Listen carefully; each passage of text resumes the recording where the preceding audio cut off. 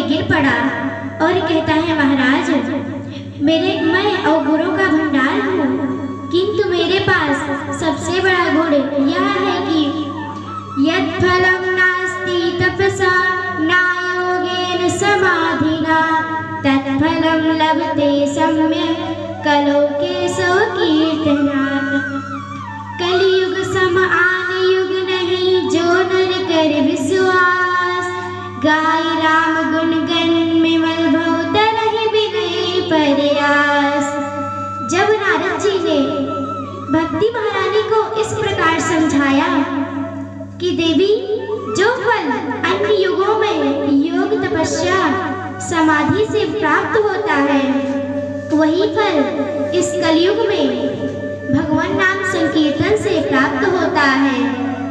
भक्ति महारानी बड़ी प्रसन्न हुई और कहती है, जयति जगति माया यस्य कायाधवस्ते वचन रचन में कम केवलम चाकलैया ध्रुव पदमपि यातो यत्कृपातो ध्रुवोऽयं सकल कुशल पात्रं ब्रह्मपुत्रं नतास्मि।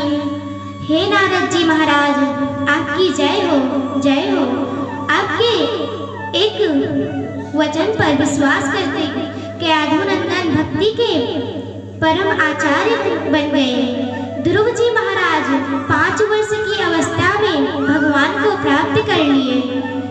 महाराज कृपा करके हमारे पुत्रों को भी अपने कृपा का पात्र बनाएं, जिससे कि इनकी पीड़ा को शांत किया जाए।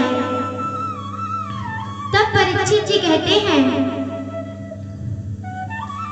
जब भक्ति महारानी इस प्रकार परीक्षित जी से कहती है, तब परीक्षित जी कहते हैं, वृथा खेदय से बाले अहो चिंता तुरा कथम श्री कृष्ण चरणाम्भोजं स्मर दुःखं गमिष्यति। देवी, आप व्यर्थ में ही चिंता कर रही हो। आप भगवान के पाद पद्मों का स्मरण करो, आपके दुख अपने आप ही समाप्त हो जाएंगे। श्री कृष्ण चरणाम्भोजं स्मर दुःखं गमिष्यति। हरि स्मृति शरद विपद विवक्षणम, क्योंकि भगवान की स्मृति समस्त प्रकार के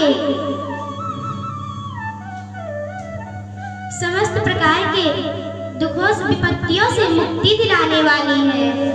अरे देवी, द्रौपदी चा परित्राता येन कौरव कस्मलात् पालिता गोप सौंदर्य सह कृष्णा गोपी रोगतः। जिन प्यारे प्रभु ने कौरवों की कुत्सित सभा से भगवती द्रौपदी की रक्षा की, वो भगवान श्री कृष्ण कहीं चले थोड़ी न गए हैं। श्री कृष्ण कौपीनोगता आज भी हम सबके मध्य में विराजमान है। और फिर तो देवी, आप तो उनकी प्राण प्रिय हो, प्राण वल्लभा हो।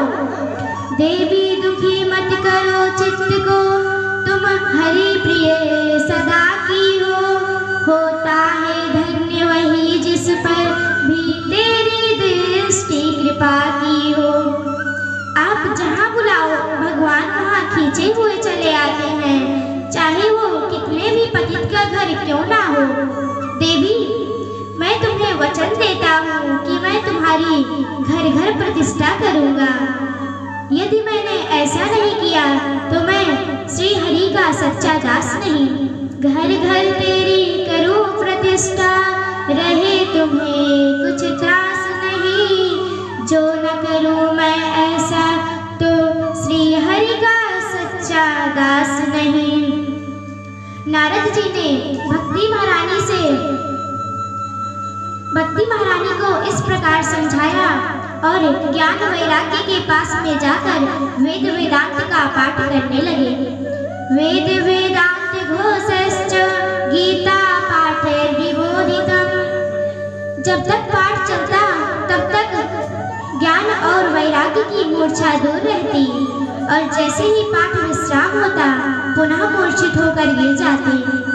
अब नारद जी बेचारे बड़े परेशान, अब क्या किया जाए। तो भगवान का चिंतन कर रहे थे कि तभी आकाश